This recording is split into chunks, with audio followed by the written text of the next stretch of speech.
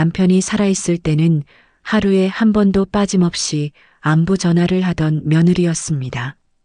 목소리만 들어도 세상에 이런 효부가 없다고 생각했죠. 어머니, 식사는 하셨어요? 아버님 건강은 괜찮으세요?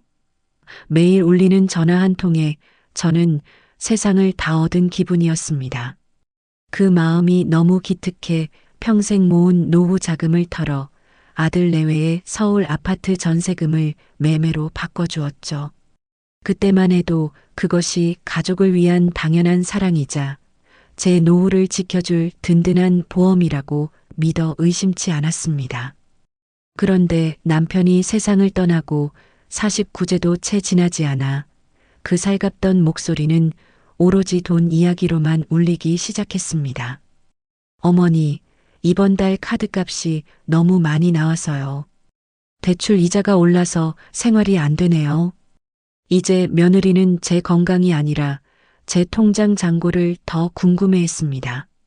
저는 더 이상 그들에게 어머니가 아니라 남편이 남기고 간 유산 그 자체로 보이고 있었습니다. 오늘은 평생을 자식 위에 헌신하다 돈 나오는 기계로 전락할 뻔한 한 70대 어머니의 서글프지만 당당한 홀로서기 이야기를 들려드리려 합니다. 올해로 70이 된 저는 평생을 남편과 자식이라는 울타리 안에서만 살았습니다. 23세 중매로 만난 남편과 결혼해 평범한 가정주부로 살아온 제 인생은 화려하지도 특별하지도 않았지만 그 나름대로 행복했습니다. 남편은 성실한 회사원이었고 저는 살림을 꾸리며 아들 하나를 키우는데 모든 열정을 쏟아부었습니다.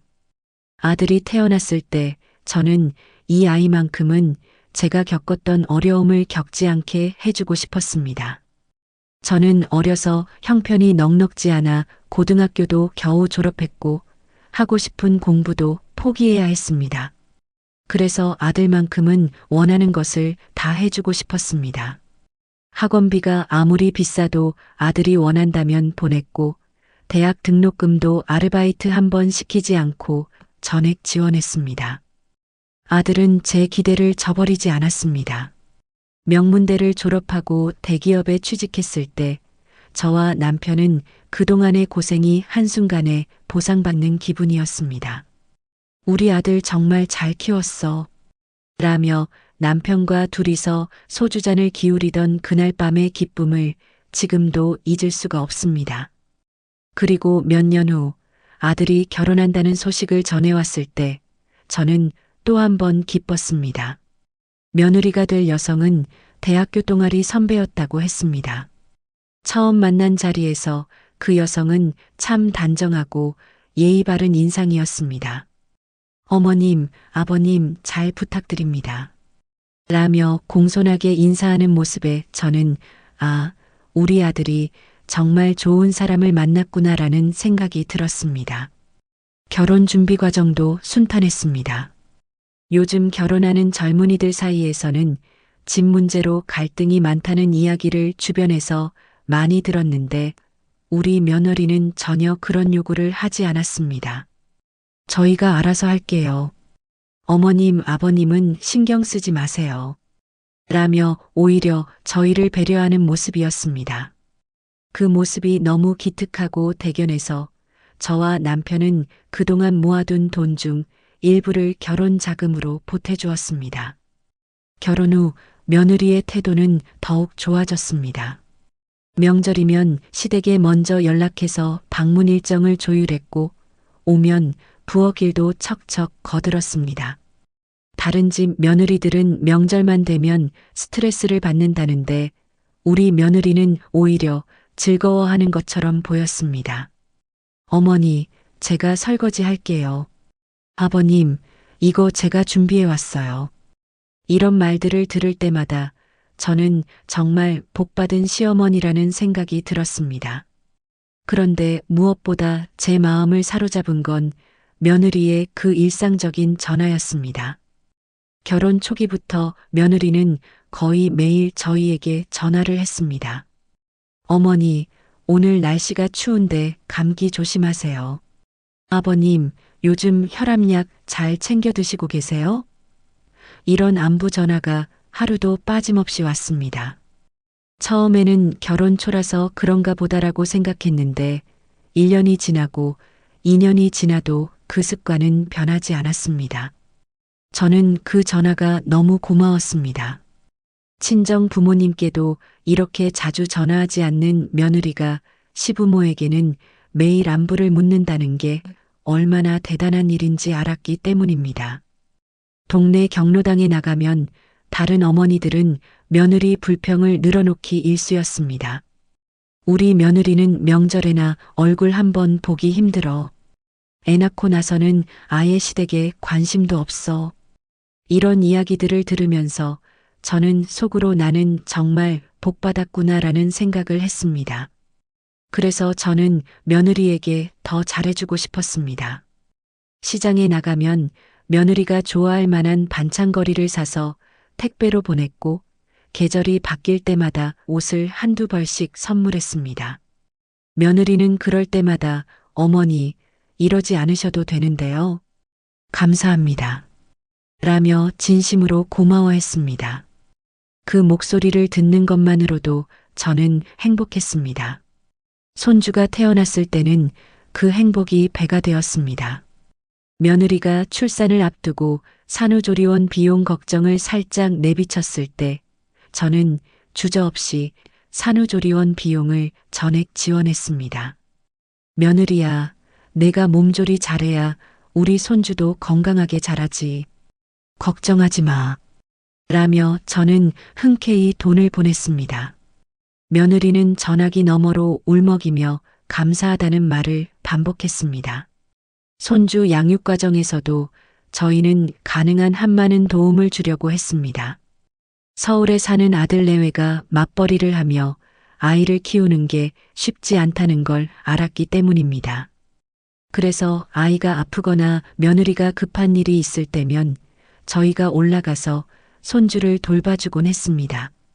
지방에서 서울까지 기차를 타고 올라가는 길이 힘들지 않았다면 거짓말이겠지만 손주 얼굴을 보면 그 피로가 다 사라졌습니다. 며느리는 그럴 때마다 어머님, 정말 죄송하고 감사합니다. 어머님 아니면 저희가 어떻게 살았을까요? 라며 진심 어린 감사를 표했습니다. 그 말을 들으면 저는 내가 이래서 살아가는구나 싶었습니다. 나이 들어서도 자식들에게 도움이 되는 부모로 남아있다는 것이 자랑스럽기도 했습니다. 그러던 중 아들 내외가 서울에서 살고 있는 전세 아파트의 계약 만기가 다가왔다는 소식을 들었습니다. 며느리가 조심스럽게 전화로 말했습니다. 어머님, 저희가 살던 아파트 전세가 많이 올랐어요.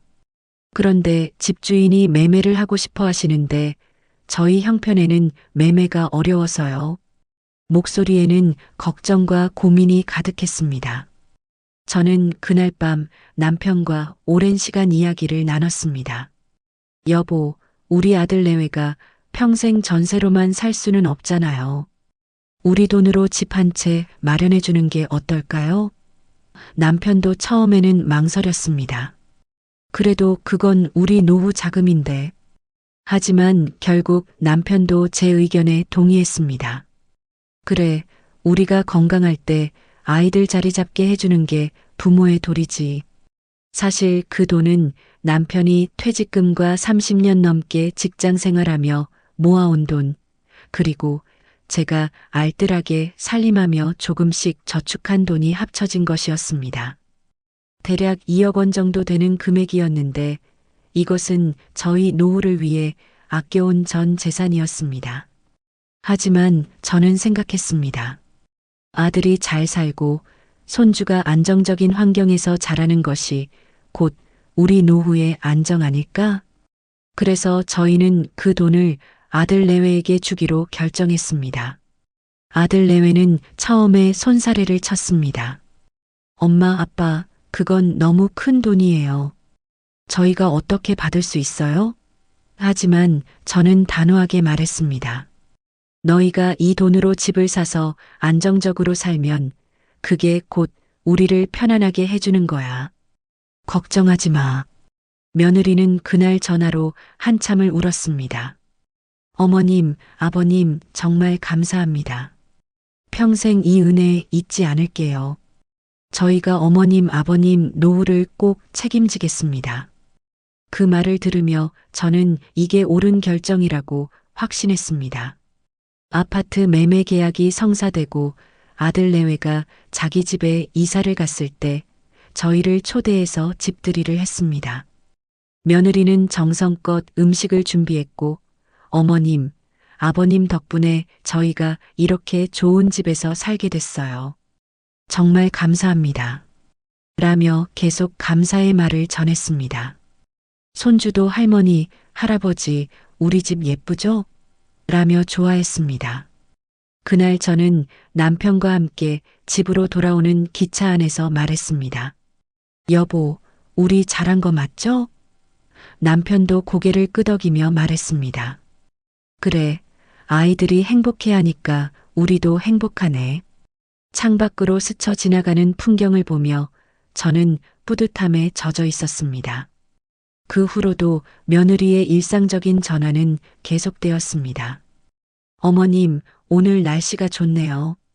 아버님, 건강은 어떠세요? 여전히 따뜻한 목소리였고 저는 그 목소리를 들으며 역시 우리 며느리는 다르구나라고 생각했습니다. 아파트를 사준 것에 대한 보답으로 며느리가 더 잘해주는 건 아닐까 하는 기대도 있었습니다. 실제로 며느리는 명절이나 생신 때 선물을 보내왔고 가끔은 어머님, 요즘 제철 과일이 나왔다고 해서 보내드려요. 라며 택배를 보내기도 했습니다. 저는 그럴 때마다 주변 사람들에게 자랑했습니다. 우리 며느리 참 효부야. 요즘 같은 세상에 이런 며느리가 어디 있겠어. 경로당에 나가면 저는 며느리 자랑을 늘어놓았습니다. 우리 며느리는 매일 전화한다니까요. 아침 저녁으로 안부를 물어요. 그러면 다른 어머니들은 부러워하며 말했습니다. 아이고, 복 받으셨네요. 우리는 명절에나 얼굴 보지. 그런 말을 들으면 저는 더욱 우쭐해졌습니다. 동시에 저는 생각했습니다. 내가 며느리에게 잘해준 만큼 며느리도 나를 잘 대해주는구나. 그래서 더욱 며느리에게 잘해주고 싶었습니다. 가끔 용돈도 보내주고 손주 학원비도 보태주고 명절 보너스처럼 특별한 날에는 조금씩 돈을 보내곤 했습니다. 며느리는 그럴 때마다 어머님 정말 감사합니다. 어쩜 이렇게 좋으실 수가 있어요. 라며 감탄했습니다. 저는 그 관계가 영원히 지속될 거라고 믿었습니다. 제가 며느리를 아끼고 사랑하는 만큼 며느리도 저를 진심으로 아끼고 있다고 확신했습니다. 그리고 나중에 제가 나이 들어 거동이 불편해지면 며느리가 저를 잘 돌봐줄 거라는 막연한 기대도 있었습니다. 내가 이렇게 며느리한테 잘해주는데 며느리가 나를 저버릴 리 없어. 남편도 같은 생각이었습니다. 우리 며느리 참 잘 만났어. 아들이 복이 있나 봐.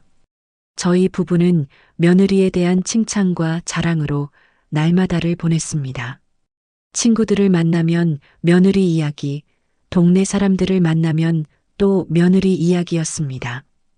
어느 날 남편이 건강검진을 받고 와서 말했습니다.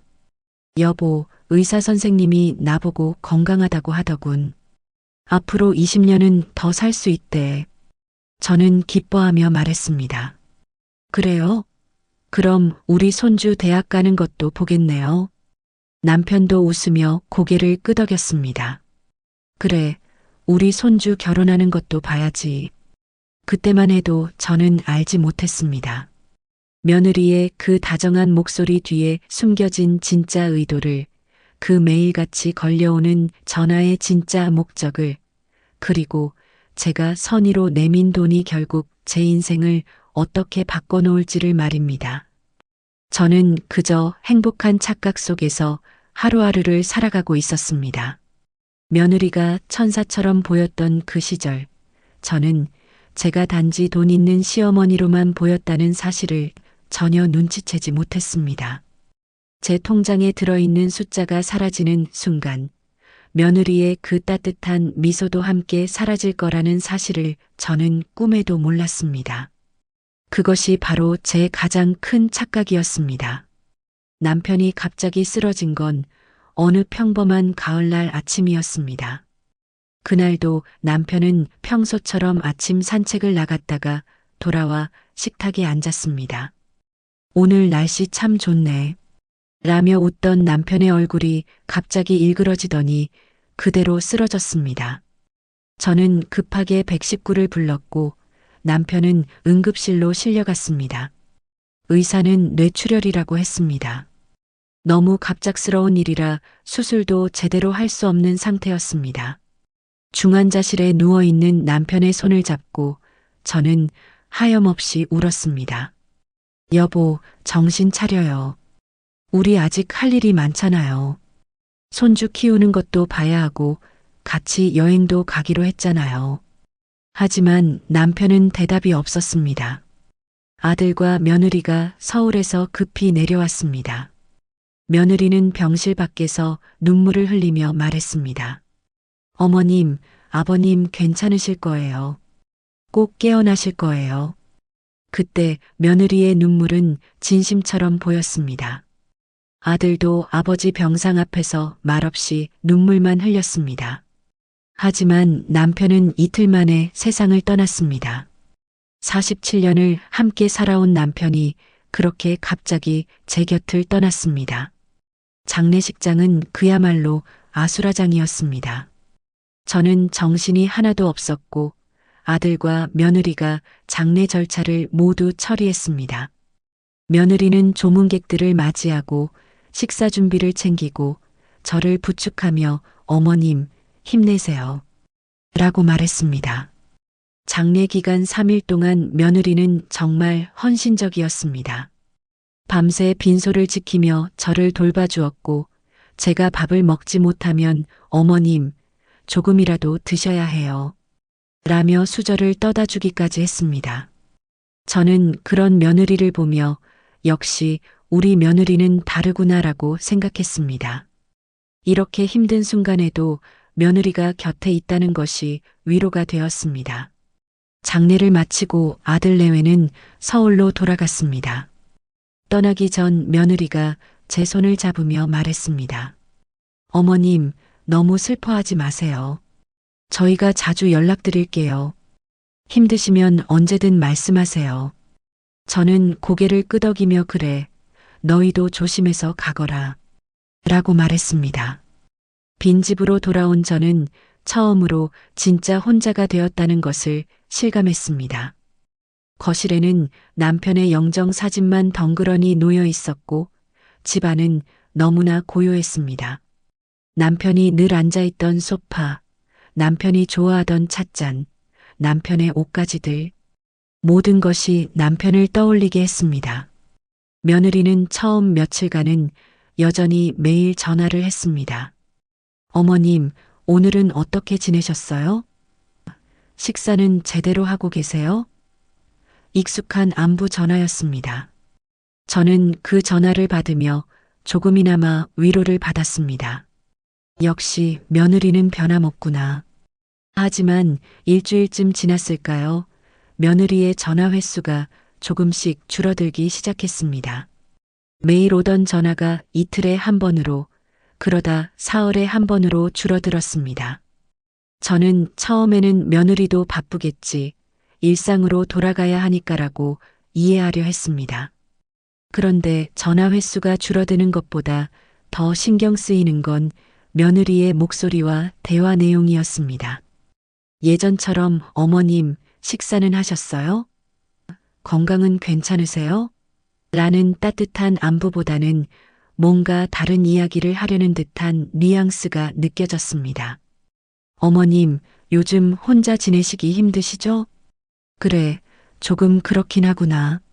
어머님 혹시 아버님 돌아가신 후에 보험금이나 그런 거 정리는 다 하셨어요? 그 질문을 들었을 때 저는 가슴 한편이 섬뜩했습니다. 하지만 저는 아직 며느리를 믿고 싶었습니다. 혹시 보험금 받는 절차가 복잡할까봐 걱정해서 물어보는 걸 거야. 아직 다 처리하지는 못했어. 서류가 복잡하더라. 아, 그러시구나. 그럼 제가 도와드릴까요? 이런 거는 빨리 정리하는 게 좋아요. 며느리는 친절하게 보험금 청구 절차를 설명해 주었고 필요한 서류들을 알려주었습니다. 저는 그때까지도 며느리가 정말 쟤를 도와주려는 거라고 생각했습니다. 하지만 그로부터 며칠 후 며느리의 전화 내용은 더욱 노골적으로 변했습니다. 어머님, 아버님 통장이나 그런 것들은 다 정리하셨어요? 아직이야. 뭐가 얼마나 있는지도 잘 모르겠고. 어머님, 그런 건 빨리 정리하셔야 해요. 나중에 상속세 문제도 있고. 저희가 도와드릴 테니까 한번 다 확인해 보세요. 저는 그날 전화를 끊고 나서 이상한 느낌을 지울 수 없었습니다. 며느리의 관심이 제 건강이나 안부가 아니라 남편이 남긴 재산으로 옮겨간 것 같았습니다. 하지만 저는 스스로를 다독였습니다. 내가 너무 예민한 거야. 며느리가 실무적인 부분을 걱정해 주는 거겠지. 49제가 다가올 무렵 며느리의 전화는 확실히 달라져 있었습니다. 이제 안부를 묻는 전화는 거의 없었고 전화를 할 때마다 돈 이야기만 나왔습니다. 어머님, 이번 달 카드값이 너무 많이 나왔어요. 아이 학원비랑 생활비가 생각보다 많이 들어서 처음에는 돈을 직접적으로 요구하지 않았습니다. 그저 어렵다는 이야기만 했습니다. 저는 며느리가 힘들다는 말에 얼마나 힘드냐? 고 물었고 며느리는 구체적인 금액을 이야기했습니다. 이번 달에 200만 원 정도 부족해요. 다음 달 월급 들어오면 바로 갚을 수 있는데 저는 그때 통장에서 200만 원을 보내주었습니다. 남편이 세상을 떠난 지 얼마 안 된 시점이라 저도 정신이 없었고 며느리가 힘들다는데 도와주는 게 당연하다고 생각했습니다. 며느리는 어머님 정말 감사합니다. 다음 달에 꼭 갚을게요. 라고 말했습니다. 하지만 다음 달이 되어도 갚았다는 이야기는 없었고 대신 또 다른 요구가 들어왔습니다. 어머님, 아파트 대출 이자가 올랐어요. 이자만 한 달에 100만 원이 넘어요. 생활이 정말 안 돼요. 그래. 그럼 어떻게 하면 되는데? 이자라도 좀 도와주시면. 저희가 정말 힘들어요. 저는 또다시 돈을 보냈습니다. 100만 원, 150만 원, 때로는 300만 원. 며느리가 어렵다고 할 때마다 저는 돈을 보냈습니다. 그게 한 달에 한 번이 아니라 2번, 3번씩 반복되었습니다. 그러면서 며느리의 안부 전화는 완전히 사라졌습니다. 이제 며느리가 전화를 하는 건 오직 돈이 필요할 때뿐이었습니다. 어머님, 건강은 어떠세요? 라는 말은 형식적인 인사말로 전락했고 본론은 항상 돈 이야기였습니다. 어머님, 요즘 물가가 너무 올라서 생활이 힘들어요. 어머님, 아이 학원비를 올려야 하는데 형편이 안 돼요. 어머님, 차 할부금 내기가 빠듯해요.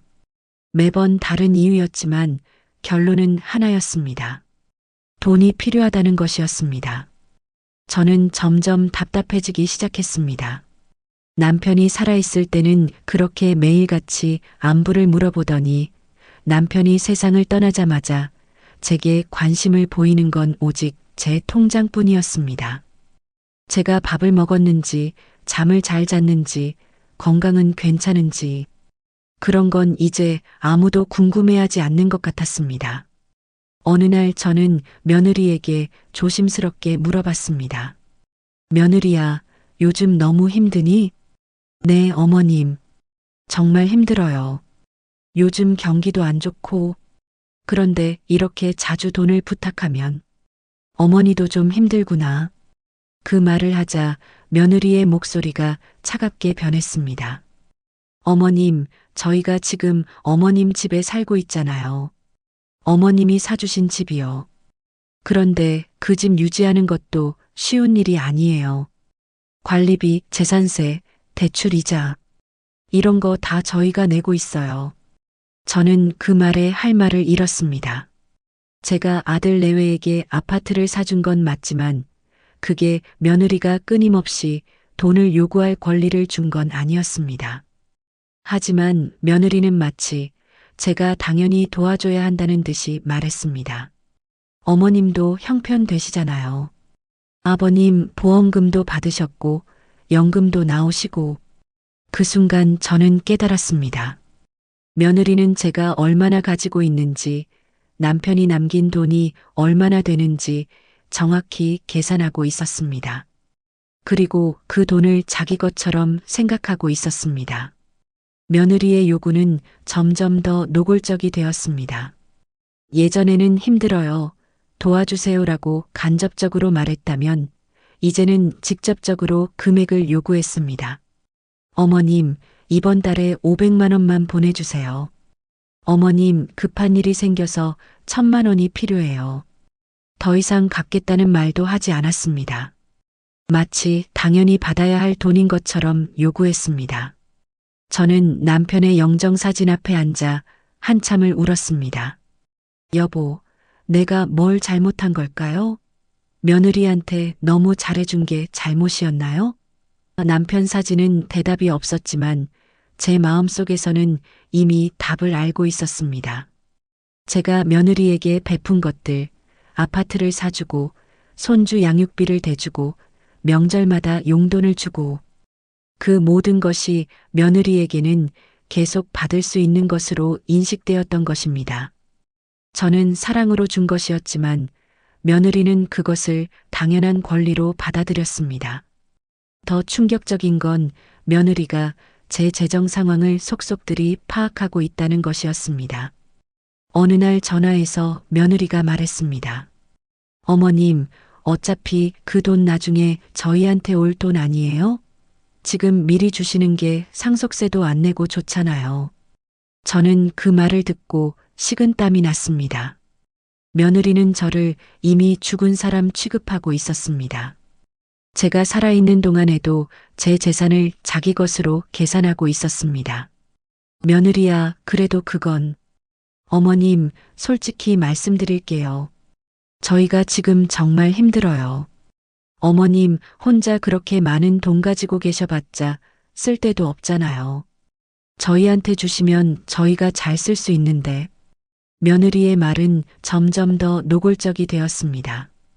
이제는 아예 제 재산을 자기들 것이라고 주장하는 수준이었습니다. 그날 밤 저는 제 통장 내역을 다시 확인해 봤습니다. 남편이 세상을 떠난 후 불과 몇 달 사이에 며느리에게 보낸 돈이 3천만 원이 넘었습니다. 한 달에 500만 원에서 1000만 원씩 보낸 셈이었습니다. 제 연금은 한 달에 80만 원 정도였고 남편의 보험금은 이미 아들 내외의 아파트 대출 상환에 일부 사용했습니다. 이런 식으로 돈을 쓰다가는 1년도 안 되어 제 노후 자금이 바닥날 판이었습니다. 저는 며느리에게 조심스럽게 말했습니다. 며느리야, 어머니도 이제 돈이 별로 없어. 조금 아껴 써야 할 것 같구나. 그러자 며느리의 목소리는 더욱 차갑게 변했습니다. 어머님, 그럼 저희는 어떻게 살라는 거예요? 어머님이 사준 집 때문에 저희가 얼마나 힘든지 아세요? 그래도 그건 너희 집이잖니. 네, 맞아요. 저희 집이에요. 그런데 그 집을 유지하는 비용이 얼마나 드는지 아세요? 어머님이 책임지셔야 하는 거 아니에요? 저는 할 말을 잃었습니다.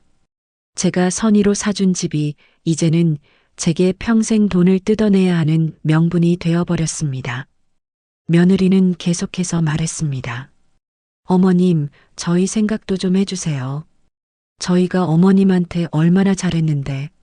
아버님 살아계실 때 매일 전화드리고 명절마다 찾아뵙고 그랬잖아요. 그 순간 저는 깨달았습니다. 며느리가 그동안 저에게 잘한 것은 진심이 아니었습니다. 그것은 모두 투자였습니다. 나중에 제 재산을 받기 위한 일종의 사전 작업이었던 것입니다. 그 깨달음은 너무나 고통스러웠습니다. 제가 천사처럼 여겼던 며느리, 매일 안부 전화를 주고받으며 진심으로 교감한다고 믿었던 며느리. 그 모든 것이 거짓이었습니다. 아니, 거짓이라기보다는 계산된 친절이었습니다. 저는 그날 밤 남편의 영정 앞에서 또 울었습니다. 여보, 당신이 보고 싶어요. 당신이 있었다면 이런 일은 없었을 텐데. 하지만 남편은 돌아오지 않았고 저는 혼자서 이 상황을 감당해야 했습니다. 며느리의 전화는 계속 왔지만 이제 그 전화벨 소리가 공포스러웠습니다. 전화를 받으면 또 무슨 돈 이야기를 할지, 얼마를 요구할지, 그런 생각에 전화를 받는 것조차 두려웠습니다. 어느 날은 며느리가 이렇게 말하기까지 했습니다. 어머님, 솔직히 저희가 서울에 집 없었으면 저희 인생 끝난 거예요. 어머님이 도와주신 거 감사하지만 그래도 어머님 재산의 일부잖아요. 어차피 나중에 저희 거 될 건데 지금 미리 주시는 게 뭐가 문제예요? 저는 그 말을 듣고 온몸에 소름이 돋았습니다. 며느리는 제가 죽기를 기다리고 있었습니다. 아니, 어쩌면 제가 빨리 죽어서 남은 재산을 받기를 바라고 있는지도 모른다는 생각이 들었습니다. 남편이 세상을 떠난 후 불과 몇 달 만에 저는 며느리에게 어머니가 아니라 살아있는 유산이 되어버렸습니다. 며느리의 그 차갑게 변한 목소리는 매일 밤 제 귓가에 맴돌았고 저는 점점 더 외롭고 두려워졌습니다. 며느리의 끊임없는 돈 요구에 지쳐갈 무렵 저는 마지막 희망을 아들에게 걸었습니다. 그래도 내 아들은 다르겠지. 내가 10달 뱃속에 품고 평생을 키운 내 핏줄인데. 저는 아들에게 전화를 걸었습니다. 며느리가 아닌 아들에게 직접 말하고 싶었습니다. 아들아, 엄마 좀 힘드네. 왜요, 엄마? 어디 아프세요? 몸은 괜찮은데.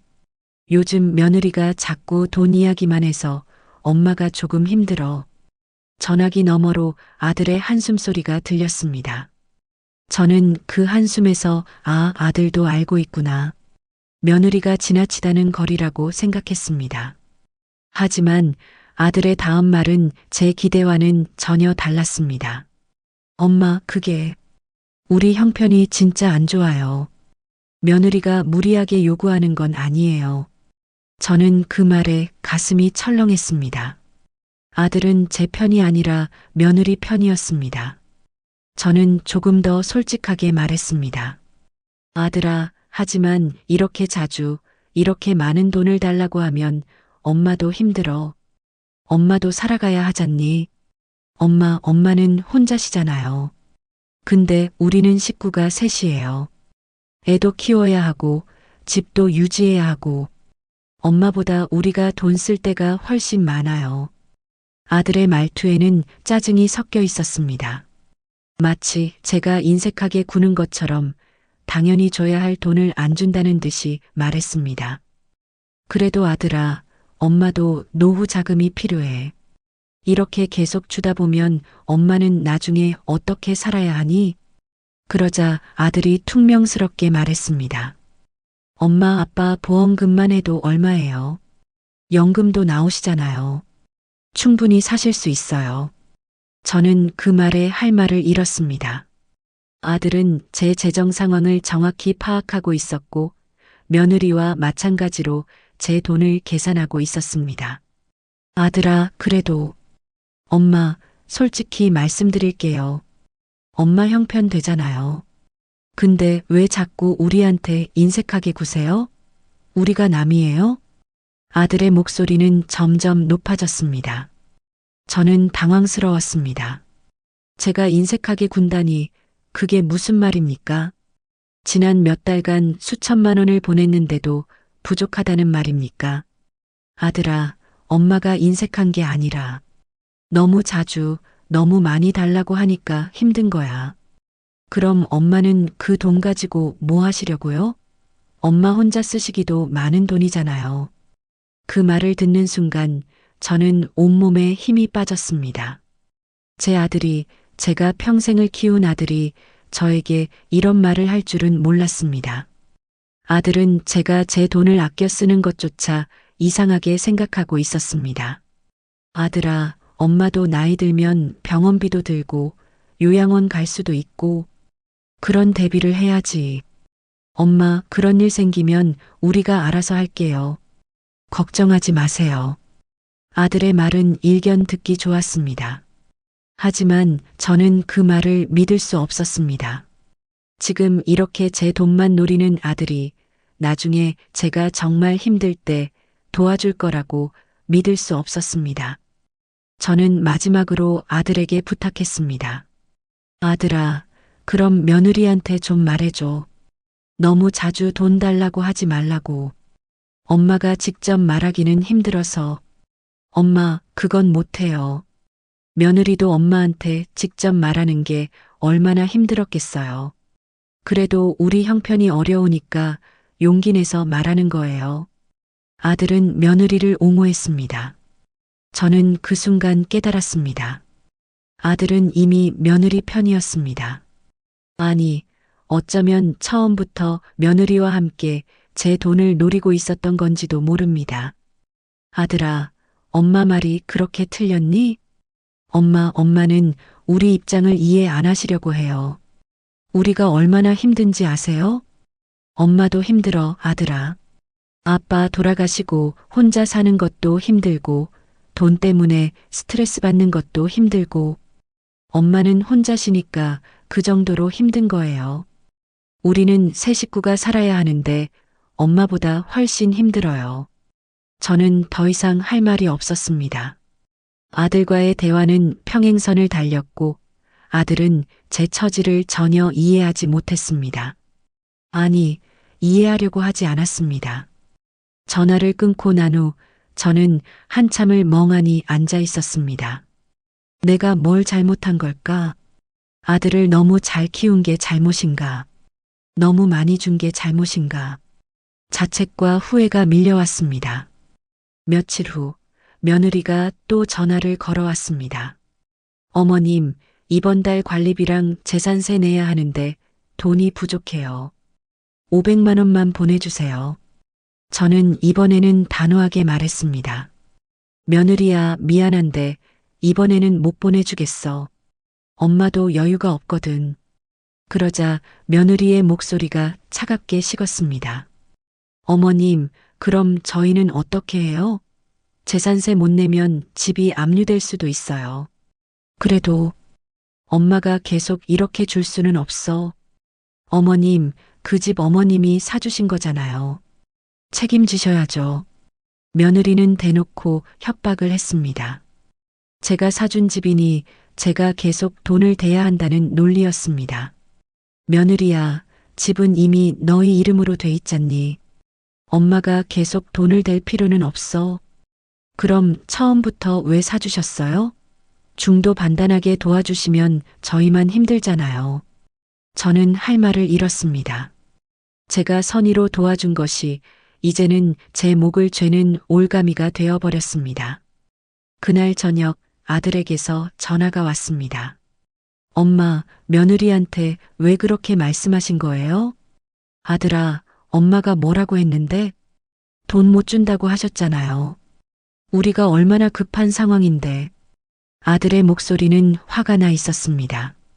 며느리가 아들에게 바로 이르렀고 아들은 저를 추궁하고 있었습니다. 아들아, 엄마도 형편이 어려워서. 엄마 형편 되잖아요. 아빠 보험금도 받으시고 연금도 나오시고. 근데 왜 자꾸 우리한테만 인색하게 구세요? 또다시 같은 말이 반복되었습니다. 형편이 된다는 말, 인색하다는 말. 아들은 마치 저를 구두쇠처럼 취급했습니다. 아들아, 그래도 이건 너무 심한 거 아니니? 몇 달 새 몇 천만 원을 보냈는데. 엄마, 그거 가지고 그러세요? 우리가 서울에서 애 키우는데 얼마나 돈이 드는지 아세요? 그래도 아들아, 엄마, 솔직히 말씀드릴게요. 엄마가 우리한테 주신 돈, 그거 엄마 돈 아니에요. 아빠가 평생 벌어서 모은 돈이에요. 그리고 그 돈은 원래 우리한테 올 돈이었어요. 저는 그 말을 듣고 눈물이 났습니다. 아들은 남편이 평생 모은 돈을 자기 돈이라고 주장하고 있었습니다. 제가 살아있는데도 그 돈이 자기 것이라고 당당하게 말하고 있었습니다. 아들아, 그건 엄마 아빠가 함께 모은 돈이야. 아빠만의 돈이 아니야. 그래요, 엄마 돈이기도 하죠. 근데 엄마 혼자 쓰시기에는 너무 많은 돈이잖아요. 우리한테 나눠주시는 게 맞는 거예요. 아들의 논리는 단순했습니다. 제가 혼자 쓰기에는 많은 돈이니 자기들에게 줘야 한다는 것이었습니다. 제 노후 대비나 제 권리 같은 건 전혀 고려하지 않았습니다. 아들아, 엄마도 나이 들면 돈이 필요해. 병원비도 들고. 엄마, 그런 일 생기면 우리가 모실게요. 걱정 마세요. 내가 모신다고? 네, 당연하죠. 우리가 엄마 아들인데. 아들은 가벼운 약속을 했습니다. 하지만 저는 그 약속을 믿을 수 없었습니다. 지금 이렇게 제 돈만 노리는 아들이 나중에 제가 정말 힘들 때 저를 돌봐줄 거라고는 생각할 수 없었습니다. 아들아, 엄마가 너를 믿을 수 있을까? 엄마, 그게 무슨 말씀이에요? 저를 못 믿으신다는 거예요? 아니, 그게 아니라, 엄마, 솔직히 섭섭해요. 제가 언제 엄마한테 못되게 한 적 있어요? 저도 나름대로 효도하려고 노력하는데, 아들은 오히려 제가 자기를 의심한다며 섭섭해했습니다. 저는 당황스러웠습니다. 효도는 무슨 효도입니까? 아버지 돌아가시고 나서 제대로 된 안부 전화 한 통 없으면서요. 아들아, 내가 효도한다는 게 뭐니? 아빠 돌아가신 후에 엄마한테 전화 한 번 제대로 한 적이 있니? 엄마, 저도 바빠요. 회사 일도 하고 애도 키우고 엄마처럼 한가하지 않아요. 아들은 제가 한가하다고 말했습니다. 혼자 외롭게 지내는 제 처지는 전혀 이해하지 못하고 오히려 저를 한가한 사람으로 취급했습니다. 아들아, 엄마도 외로워. 아빠 없이 혼자 지내는 게 얼마나 힘든지 아니? 엄마, 그래서 우리가 가끔 전화도 하고 명절에 찾아뵙는 거 아니에요? 그것도 모자라요? 가끔 전화한다고? 저는 웃음이 나왔습니다. 돈 달라고 할 때만 전화하는 걸 가끔 전화한다고 표현하는 아들이 한심했습니다. 아들아, 내 전화는 항상 돈 이야기야. 엄마가 잘 지내는지 건강한지 묻는 전화는 없어. 엄마, 또 그러세요. 저희가 전화할 때마다 안부 묻잖아요. 건강 챙기시라고 말씀드리고 아들은 자기들이 안부를 묻는다고 주장했습니다. 하지만 저는 알고 있었습니다. 그건 형식적인 인사일 뿐 진심은 아니라는 것을요. 며칠 후 아들이 며느리와 함께 집으로 찾아왔습니다. 전화로는 안 되니 직접 와서 설득하려는 것 같았습니다. 엄마, 우리 이야기 좀 해요. 거실에 앉은 아들과 며느리는 마치 협상을 하러 온 것처럼 단호한 표정이었습니다. 엄마, 우리가 왜 힘든지 아세요? 아빠가 사주신 집, 그 집 유지하는 게 얼마나 어려운지 아세요? 아들아, 그건 엄마 관리비만 한 달에 50만 원이에요. 재산세는 1년에 500만 원 넘게 나와요. 대출 이자는 한 달에 100만 원이 넘고요. 이게 다 그 집 때문에 나가는 돈이에요. 아들은 구체적인 숫자를 들이대며 저를 압박했습니다. 그래도 아들아, 그건 너희가 선택한 거잖니. 엄마가 그 집 사주라고 강요한 것도 아니고. 엄마, 무슨 말씀을 그렇게 하세요? 엄마가 우리한테 집 사주겠다고 하셨잖아요. 엄마가 집을 사준 건 맞지만 계속 돈을 대라는 건 아니었어. 며느리가 끼어들었습니다. 어머님, 그럼 처음부터 왜 사주셨어요?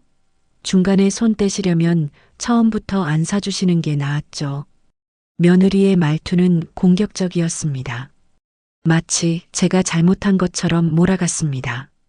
며느리야, 엄마는 너희한테 집을 선물한 거야. 그게 평생 돈을 대라는 의미는 아니었어. 어머님 선물이면 제대로 주셔야죠. 집만 달랑 주시고 유지비는 저희 보고 알아서 하라는 건 무책임한 거 아니에요? 저는 할 말을 잃었습니다. 제가 2억 원이 넘는 돈을 들여 집을 사줬는데도 며느리는 그것을 무책임하다고 비난했습니다. 아들이 다시 말했습니다. 엄마, 솔직히 말씀드릴게요. 우리 애도 생각해야 돼요. 우리 애가 좋은 환경에서 자라려면 돈이 필요해요. 학원비, 교육비, 이런 거 다 돈이에요. 아들아, 그건 엄마도 알아. 하지만 그게 엄마한테 계속 손 벌리는 이유가 될 수는 없어. 엄마는 우리의 생각은 안 하세요? 할머니가 손주 생각하는 게 당연한 거 아니에요? 아들은 이제 손주까지 끌어들였습니다.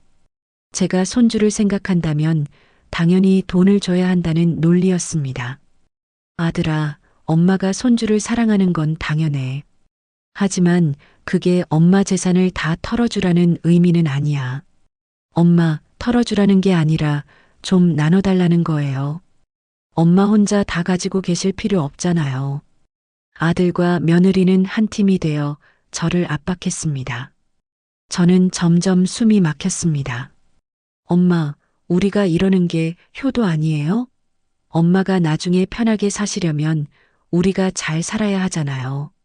아들의 말은 언뜻 듣기에는 그럴듯했습니다. 하지만 저는 알고 있었습니다. 이들이 잘 산다고 해서 제가 편하게 살 수 있는 건 아니라는 것을요. 아들아, 내 말은 알겠어. 하지만 엄마 생각도 좀 해줘.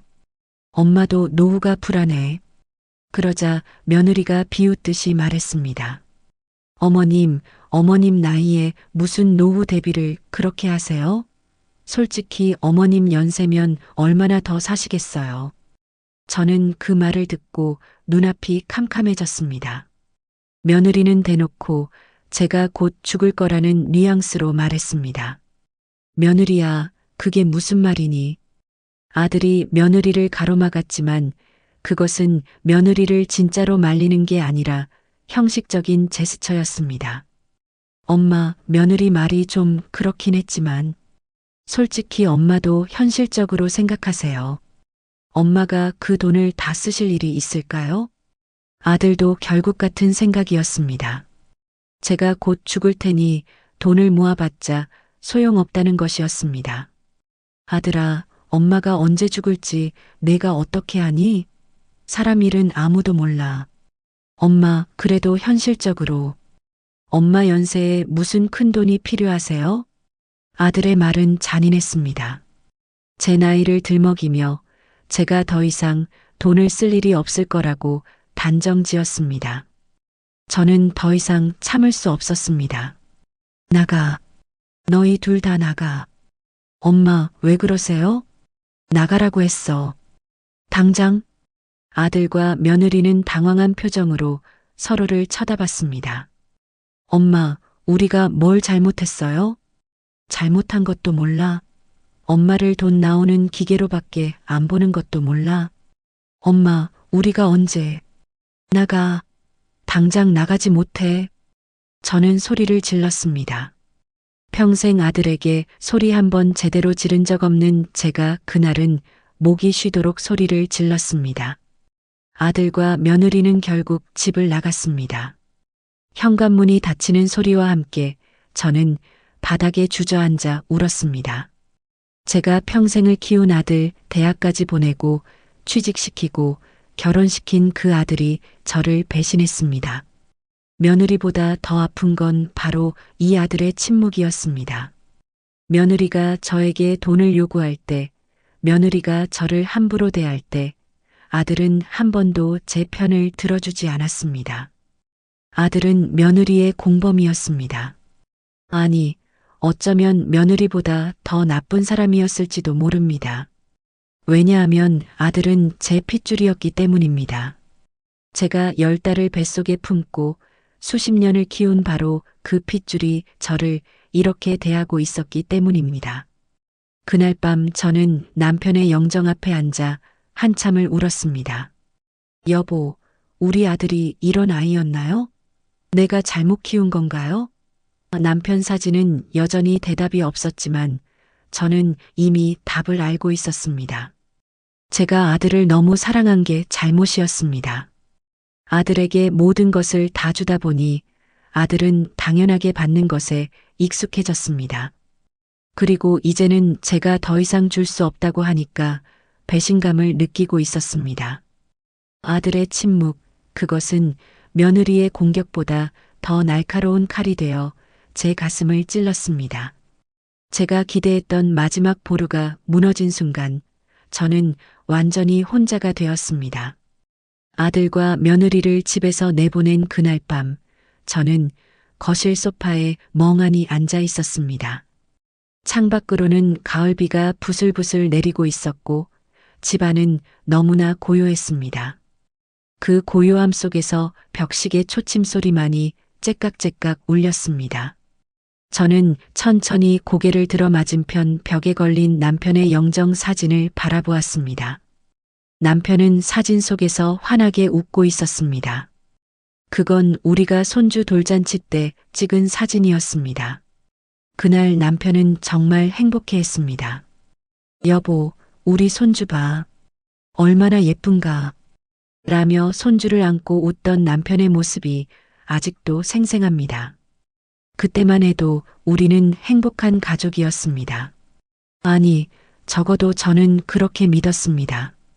여보, 저는 남편의 사진을 향해 조용히 말을 걸었습니다. 여보, 내가 너무 바보같이 살았나 봐요.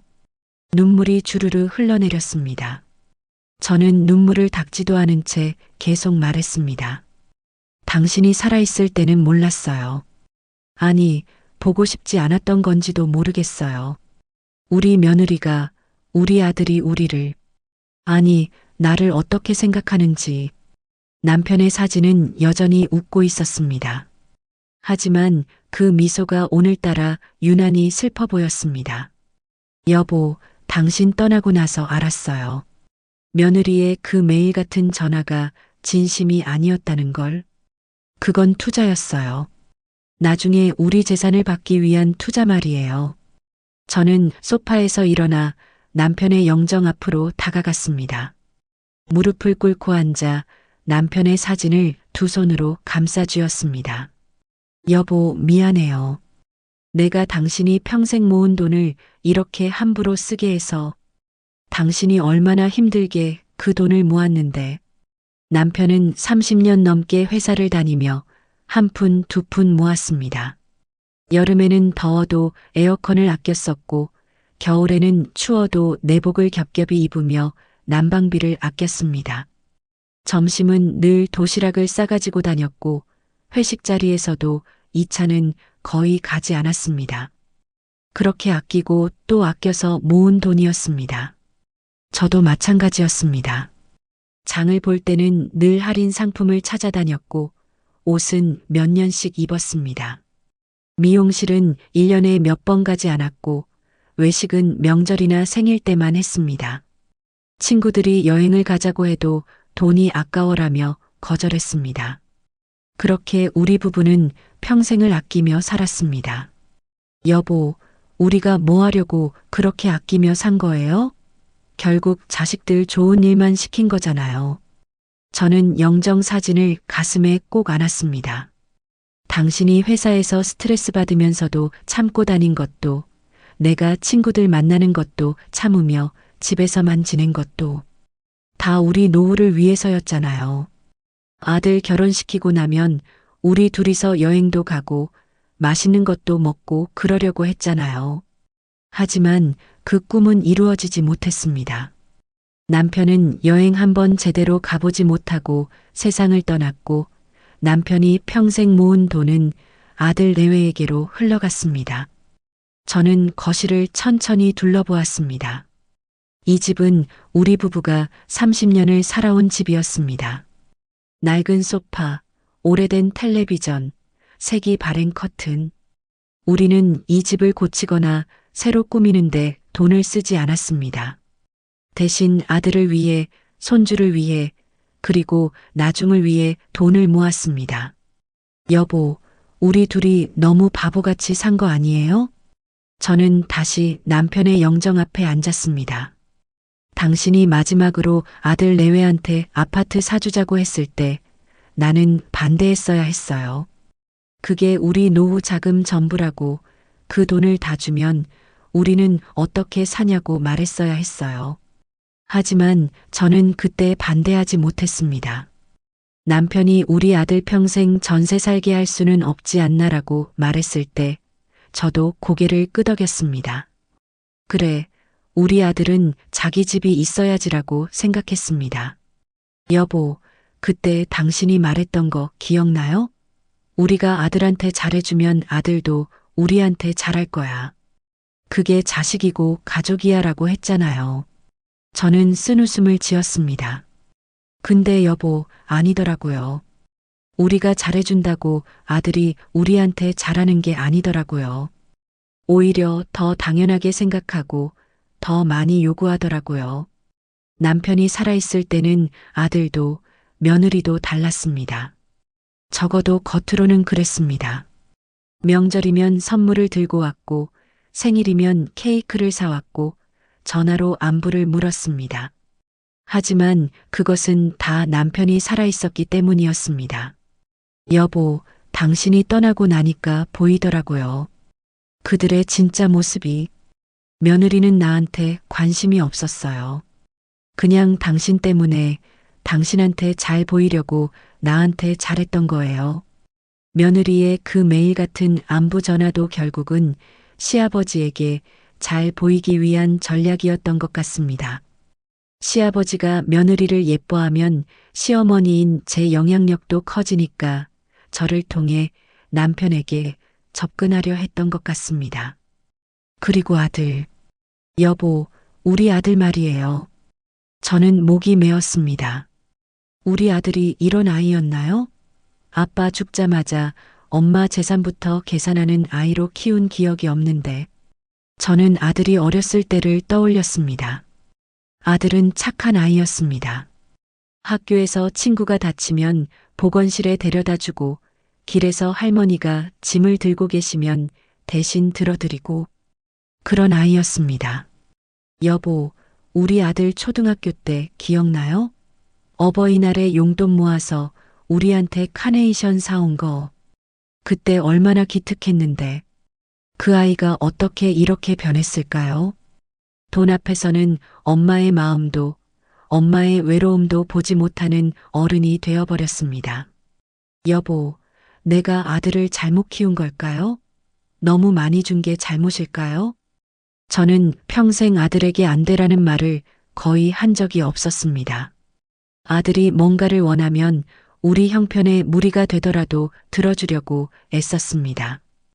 비싼 학원을 가고 싶다고 하면 보냈고 좋은 옷을 사달라고 하면 사주었고 대학 등록금도 한 번도 늦춰본 적이 없었습니다.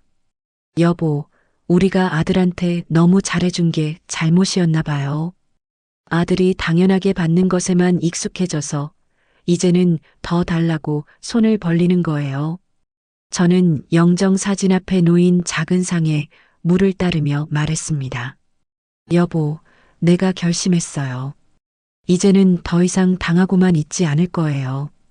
그 말을 하는 순간 제 목소리에 힘이 들어갔습니다. 나도 사람이에요. 나도 존중받을 권리가 있어요. 내가 낳은 자식이라고 해서, 내가 사랑한 며느리라고 해서 나를 이렇게 함부로 대할 권리는 없어요. 저는 일어서서 창문을 열었습니다. 밖에서 차가운 바람이 불어왔습니다. 그 바람을 맞으며 저는 생각했습니다. 이제 어떻게 해야 하지? 여보, 당신 같으면 어떻게 했을까요? 아들한테 계속 돈을 줬을까요? 아니면 단호하게 거절했을까요? 하지만 저는 이미 답을 알고 있었습니다. 남편이라면 아마 저처럼 계속 주다가 결국 모든 걸 잃었을 것입니다. 남편은 저보다 더 아들을 사랑했고 더 아들에게 약했습니다. 여보, 미안해요. 내가 당신과 다른 선택을 해야 할 것 같아요. 당신이라면 이해해 주실 거죠? 저는 다시 남편의 영정 앞에 앉았습니다. 여보, 내가 이기적인 건 아니에요. 나도 아들을 사랑해요. 손주도 사랑하고요. 하지만 그 사랑이 나를 파괴하게 둘 수는 없어요. 저는 그동안 제가 아들 내외에게 준 돈을 계산해 봤습니다. 아파트 매매 자금 2억 원, 그 후로 준 생활비와 각종 명목의 돈이 5천만 원 이상, 총 2억 5천만 원 이상을 이미 줬습니다. 여보, 우리가 평생 모은 돈이 3억 원 정도였잖아요. 그 중에 거의 다 아들한테 간 거예요. 내 노후 자금은 이제 5천만 원밖에 안 남았어요. 5천만 원으로 얼마나 살 수 있을까요? 요양원비가 한 달에 200만 원 이상이라고 들었습니다. 5천만 원이면 2년도 안 됩니다. 만약 제가 아프거나 거동이 불편해지면 그 돈은 순식간에 사라질 것입니다. 여보, 내가 너무 순진했어요. 아들이 나를 돌봐줄 거라고 믿었어요. 내가 아프면 병원에 데려다 주고, 내가 외로우면 찾아와 주고, 그럴 줄 알았어요. 하지만 지금 아들의 태도를 보면 그런 일은 없을 것 같았습니다. 아들은 제 건강이나 마음 상태에는 관심이 없었습니다. 오직 제 통장에 얼마나 남아있는지만 궁금해했습니다. 여보, 만약 내가 아파서 병원에 가야 한다면 아들은 병원비가 얼마나 드는지부터 계산할 것 같아요. 그리고 그 돈이 자기들한테 올 돈에서 빠져나간다고 생각할 것 같아요. 저는 서늘한 공포를 느꼈습니다. 제가 나이 들고 약해졌을 때 과연 아들이 저를 돌봐줄까요? 아니면 귀찮은 짐으로 여길까요? 여보, 나는 요양원에 가고 싶지 않아요. 낯선 사람들 틈에서 쓸쓸하게 늙고 싶지 않아요. 하지만 지금 이 상태로 가면 나는 선택의 여지도 없이 싸구려 요양원에 가게 될 것 같아요. 저는 남편의 사진을 다시 꼭 안았습니다. 여보, 내가 결심했어요. 이제는 나를 지키기로요. 자식이 소중하지만 내 인생도 소중해요. 내가 나를 지키지 않으면 아무도 나를 지켜주지 않아요. 그 순간 제 마음속에 이상한 평화가 찾아왔습니다. 오랜 시간 고민하고 괴로워했지만 결심을 하고 나니 마음이 가벼워졌습니다. 여보, 내가 이기적인 엄마가 되는 건 아니에요. 나는 그냥 생존하려는 거예요. 내 노후를 지키려는 거예요. 저는 천천히 일어나서 서재로 갔습니다. 서랍을 열어 중요한 서류들을 꺼냈습니다. 아파트 등기부등본, 남편의 유언장은 없었지만 재산 관련 서류들, 그리고 통장들. 여보, 이 아파트 등기를 보니까 아들 명의로 되어 있더라고요. 우리가 돈을 줘서 산 집인데 처음부터 아들 명의로 해줬어요. 그게 실수였습니다. 처음에는 어차피 아들한테 줄 건데 뭐라고 생각했습니다. 하지만 지금 생각해보니 그게 큰 실수였습니다. 제 이름으로 했다가 나중에 증여하는 게 나았을 것입니다. 하지만 여보, 아직 늦지 않았어요. 내가 방법을 찾을 거예요. 저는 그날 밤 늦게까지 잠을 이루지 못했습니다. 머릿속으로 여러 가지 생각이 스쳐 지나갔습니다. 어떻게 해야 제 권리를 지킬 수 있을까? 어떻게 해야 아들 내외에게 휘둘리지 않고 당당하게 살 수 있을까? 다음 날 아침 저는 일찍 일어나 남편의 영정 앞에 다시 앉았습니다. 여보, 잘 잤어요? 나는 한숨도 못 잤네요. 계속 생각했어요. 어떻게 해야 할지. 저는 영정 사진을 닦으며 말했습니다. 여보, 내가 변호사를 만나볼 거예요. 법적으로 내가 뭘 할 수 있는지 알아볼 거예요. 그 말을 하는 제 자신이 낯설었습니다.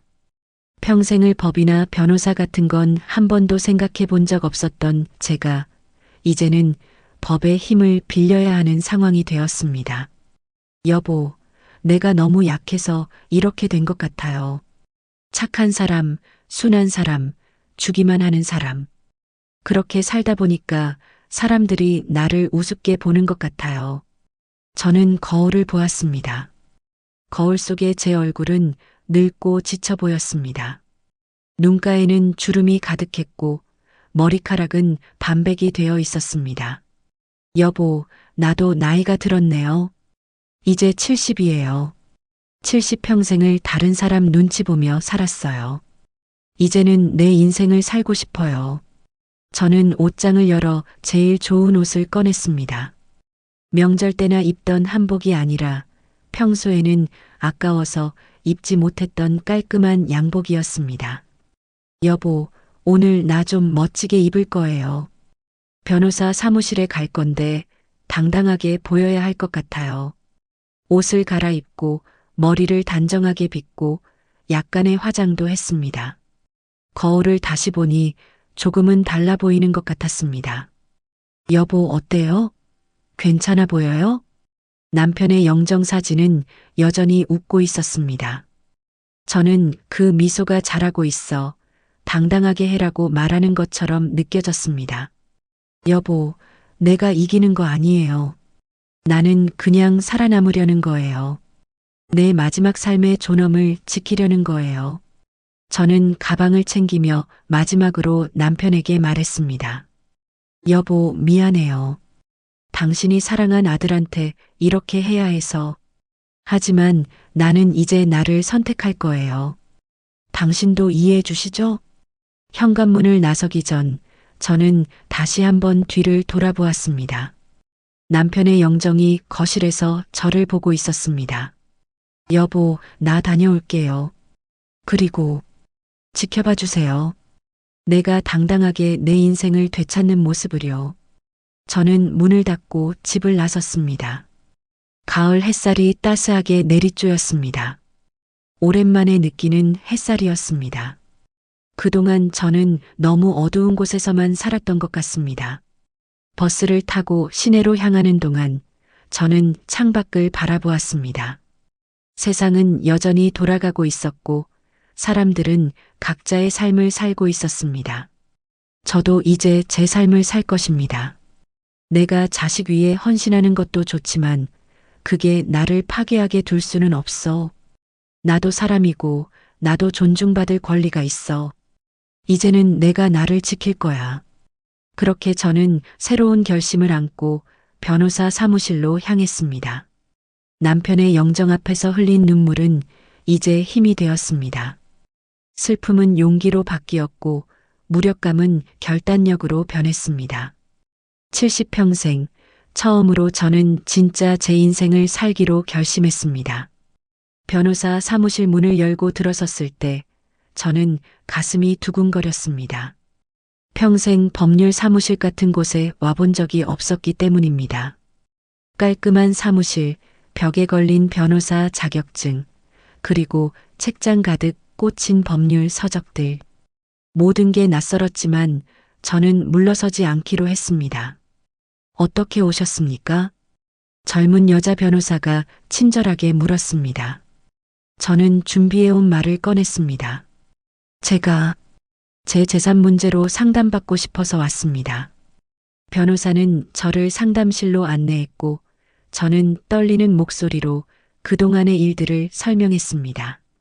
아들 내외에게 아파트를 사준 것, 계속되는 돈 요구, 그리고 제 처지에 대해. 변호사는 제 이야기를 끝까지 경청한 후 조심스럽게 물었습니다. 어머님, 그 아파트가 지금 누구 명의로 되어 있나요? 아들 명의입니다. 처음부터 아들 이름으로 샀어요. 변호사는 고개를 끄덕이며 말했습니다. 어머님, 안타깝지만 법적으로는 그 아파트가 아드님 소유입니다. 어머님이 돈을 주셨지만 증여로 간주됩니다.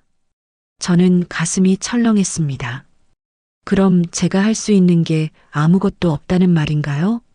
하지만 변호사가 말을 이었습니다. 어머님께서 증여 계약서를 작성하실 때 혹시 조건을 달지 않으셨나요? 예를 들어 부양 조건부 증여라든지 아니요, 그냥 아들한테 집을 사주었어요. 아무 조건도 없었습니다. 변호사는 잠시 생각하더니 말했습니다. 어머님, 법적으로 그 아파트를 되찾기는 어렵습니다. 하지만 다른 방법이 있습니다. 다른 방법이요? 네, 어머님께서 지금부터라도 명확한 선을 그으시는 겁니다. 더 이상의 금전적 지원을 중단하고 어머님의 재산을 확실하게 지키는 것입니다. 변호사는 구체적인 방법들을 설명해 주었습니다. 통장 비밀번호 바꾸기, 아들에게 더 이상 돈을 주지 않겠다는 의사 명확히 전달하기, 필요하다면 내용 증명 보내기. 그리고 어머님, 만약 아드님이 어머님을 부양하지 않는다면 나중에 상속 시에 불이익을 줄 수도 있습니다. 유언장을 작성하시는 것도 방법입니다. 유언장. 그 말을 듣는 순간 제 가슴이 먹먹해졌습니다. 제가 살아있는 동안 유언장을 써야 한다니. 하지만 이것이 제가 할 수 있는 최선의 방법이었습니다. 변호사님, 유언장을 쓰면 제 뜻대로 재산을 분배할 수 있나요? 네, 물론입니다. 다만 자녀에게는 유류분이라는 최소한의 권리가 있습니다. 하지만 그 외에는 어머님 뜻대로 하실 수 있습니다. 저는 그날 변호사의 도움을 받아 유언장을 작성했습니다. 제가 가진 남은 재산은 제가 원하는 곳에 쓰이도록, 그리고 만약 제가 거동이 불편해졌을 때를 대비한 내용도 포함시켰습니다. 변호사 사무실을 나오면서 저는 가슴이 한결 가벼워졌습니다. 적어도 제가 할 수 있는 일을 했다는 안도감 때문이었습니다. 집으로 돌아온 저는 바로 통장 정리를 시작했습니다. 아들이 알고 있는 계좌들의 비밀번호를 모두 바꾸었습니다. 그리고 새로운 계좌를 하나 만들어 남은 돈을 모두 그리로 옮겼습니다. 다음 날 저는 아들에게 전화를 걸었습니다. 아들아, 엄마야. 네, 엄마. 무슨 일이세요? 목소리에는 기대감이 섞여 있었습니다. 아마 제가 사과하고 다시 돈을 주려는 줄 알았을 것입니다. 아들아, 엄마가 할 말이 있어. 너랑 며느리 지금 시간 있니? 잠깐 내려올 수 있어? 엄마, 무슨 일인데요? 전화로 말씀하시면 안 돼요? 아니, 꼭 직접 만나서 해야 할 말이야. 중요한 거니까. 아들은 잠시 망설이더니 승낙했습니다. 아마 제가 무슨 재산 이야기를 하려는 줄 알고 기대했을 것입니다. 이틀 후 아들과 며느리가 함께 집에 왔습니다. 거실에 앉은 그들의 표정은 조심스러우면서도 기대에 차 있었습니다. 엄마, 무슨 중요한 이야기가 있다고 그러셨어요? 저는 침착하게 말했습니다. 그래, 엄마가 생각을 많이 해봤어. 그동안 너희한테 많이 도와줬지? 며느리가 약간 밝은 표정으로 대꾸했습니다. 네, 어머님. 정말 감사드려요. 응, 아파트도 사주고 생활비도 많이 보태줬어. 계산해보니까 2억 5천만 원 정도 되더라. 아들이 조금 불편한 표정을 지었습니다. 엄마, 그런 걸 왜 계산하세요? 가족인데. 아니야, 아들아. 정확히 알아야 할 것 같아서. 저는 준비해온 서류를 꺼냈습니다. 그래서 말인데 엄마가 결정했어. 이제부터는 더 이상 돈을 보내줄 수 없을 것 같아. 순간 거실의 공기가 차갑게 식었습니다. 아들과 며느리는 서로를 쳐다보더니 제게로 시선을 돌렸습니다. 엄마, 무슨 말씀이세요? 말 그대로야. 엄마도 이제 노후를 준비해야 해. 너희한테 줄 돈이 더 이상 없어. 며느리가 비웃듯이 말했습니다. 어머님, 농담하시는 거죠? 어머님 통장에 얼마나 있는데. 그게 내가 알 일은 아닌 것 같은데? 저의 단호한 말투에 며느리가 당황했습니다. 어머님, 그게 무슨. 며느리야, 엄마가 너한테 통장 내역 보고할 의무는 없어. 그리고 아들아, 너도 마찬가지야. 아들이 당황하며 말했습니다. 엄마, 갑자기 왜 이러세요? 우리가 뭘 잘못했어요? 잘못? 너희가 뭘 잘못했는지 정말 모르니? 저는 차분하지만 단호하게 말했습니다. 아들아, 아빠 돌아가시고 나서 너는 엄마한테 제대로 된 안부 전화 한 번 한 적이 있니? 엄마가 잘 지내는지, 외롭지는 않은지, 건강은 괜찮은지, 그런 거 물어본 적 있어? 엄마, 저도 바빠서. 바쁘다는 게 핑계가 되니? 엄마한테 돈 달라고 전화할 때는 시간이 있더니? 며느리가 끼어들었습니다. 어머님, 저희가 정말 힘들어서 그랬어요. 이해해 주세요. 이해? 내가 얼마나 이해해 줬는데? 몇 천만 원을 보내줬는데도 부족해? 어머님, 그건. 그리고 며느리야, 내가 남편 살아있을 때 매일 전화한 거, 그거 진심이었니? 며느리가 말문이 막혔습니다. 솔직히 말해봐. 너는 시아버지한테 잘 보이려고 나한테 잘한 거 아니니? 시아버지 돌아가시고 나서는 엄마가 돈 있는 한 계속 뜯어낼 생각이었던 거 아니니? 어머님, 그게 아니라. 아니긴 뭐가 아니야. 내 전화 내역 다 기억해. 아빠 49제도 안 지나서 돈 달라고 한 거, 매달 명목만 바꿔서 돈 요구한 거 다 알아. 아들이 화를 내며 말했습니다. 엄마, 지금 며느리한테 모욕 주는 거예요? 모욕? 이게 모욕이니? 사실을 말하는 게 모욕이야? 저는 아들을 똑바로 쳐다보며 말했습니다. 아들아, 너는 더 심해. 내 엄마를 지켜줘야 할 너가 며느리랑 한편이 돼서 엄마를 돈 나오는 기계로만 본 거잖아. 엄마, 제가 언제? 엄마, 형편 되잖아라고 말했지? 엄마 혼자 쓰시기에는 많은 돈이라고 했지? 엄마가 살아있는데도 엄마 재산을 내 거라고 생각한 거지? 아들이 얼굴이 붉어졌습니다. 엄마, 그건. 아들아, 엄마가 너를 키우면서 뭘 잘못한 걸까? 너한테 안 되라는 말을 안 한 게 잘못이었나? 내가 원하는 건 다 들어준 게 잘못이었나? 제 목소리가 떨렸습니다. 하지만 저는 계속했습니다. 엄마가 너무 많이 줘서 너는 당연하게 받는 것만 배웠어. 감사할 줄도 만족할 줄도 모르게 됐어. 거실에 침묵이 흘렀습니다.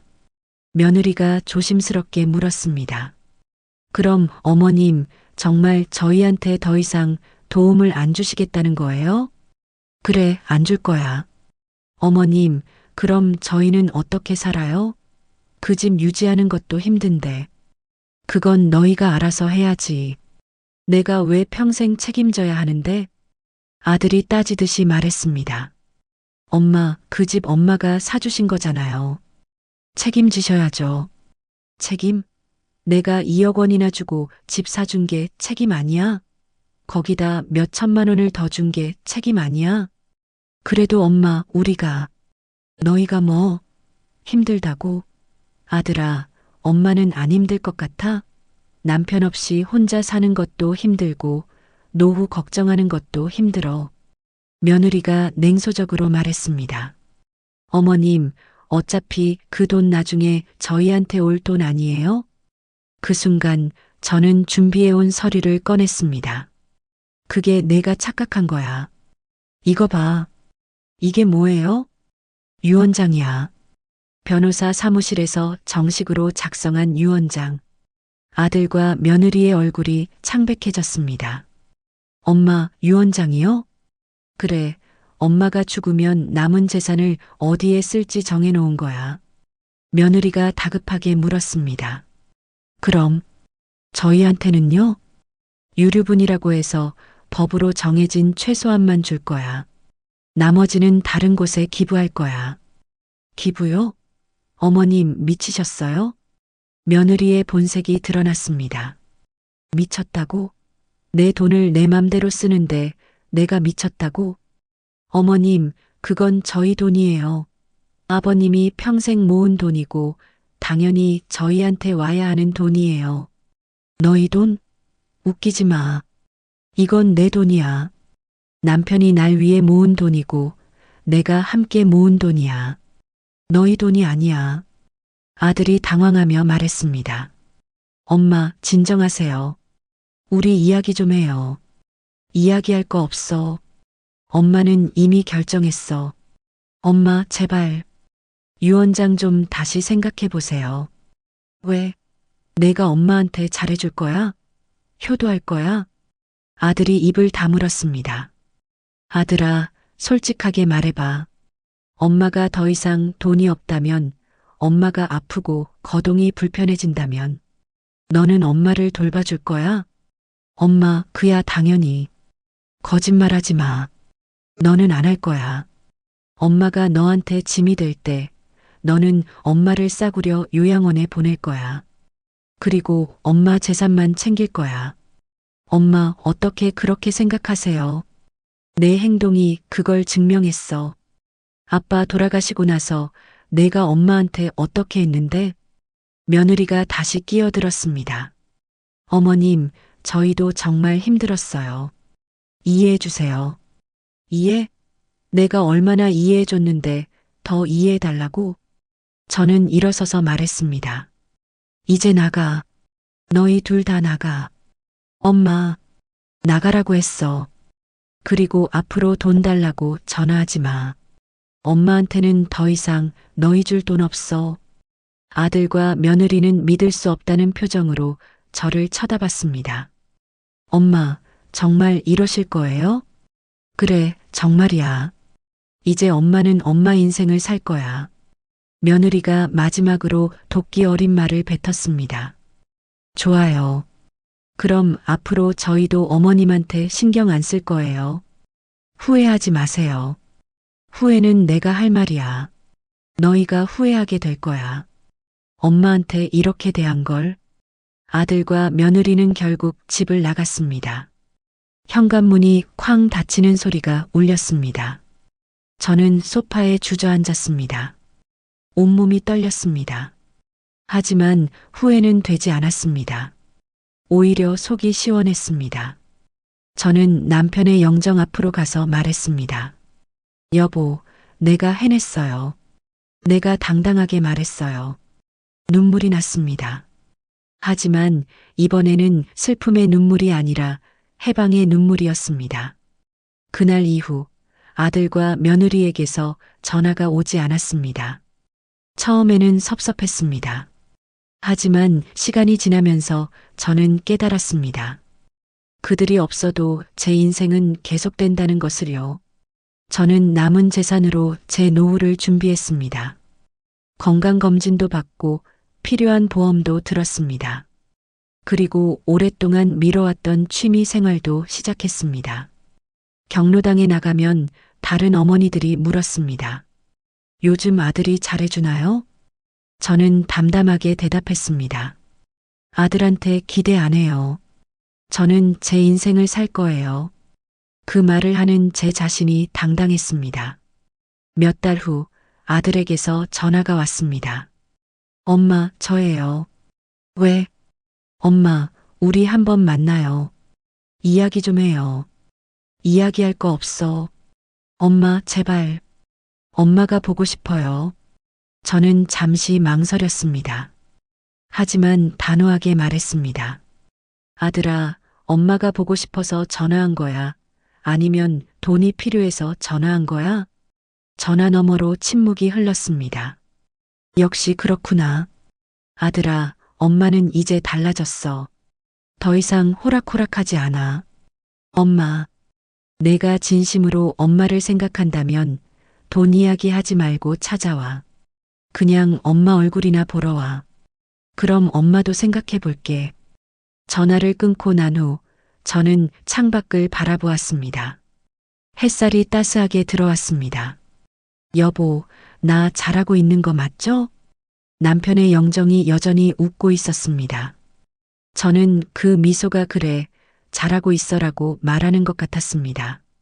선을 넘은 자들에게 내린 저의 결단, 그것은 냉혹해 보일 수 있습니다. 하지만 그것은 생존이었습니다. 제 마지막 존엄을 지키기 위한 몸부림이었습니다. 이제 저는 더 이상 돈 나오는 기계가 아닙니다. 저는 저 자신입니다. 70평생 처음으로 당당한 나 자신입니다. 가족이라는 이름 뒤에 숨은 탐욕은 때로 남보다 더 잔인하게 우리를 핥겁니다. 저는 이제 알게 되었습니다. 자식에게 모든 것을 내어주는 것이 사랑이 아니라 때로는 자식을 망치는 독이 될 수 있다는 것을요. 진정한 사랑은 건강한 경계선을 만드는 것이고 서로의 존엄을 지켜주는 것입니다. 여러분이라면 이런 상황에서 어떤 선택을 하셨을까요? 자식에게 모든 것을 내어주는 것이 진정한 사랑일까요? 아니면 끝까지 내 권리를 지키는 것이 지혜일까요? 혹시 비슷한 경험을 하고 계신가요? 여러분의 소중한 경험과 생각을 댓글로 남겨주세요. 지금 이 순간에도 자식 때문에 고통받고 계신 수많은 부모님께 여러분의 한마디가 큰 위로와 용기가 될 것입니다. 우리는 부모이기 전에 한 사람의 인간이며 존중받을 권리가 있습니다. 오늘도 여러분의 당당한 노후를 응원합니다.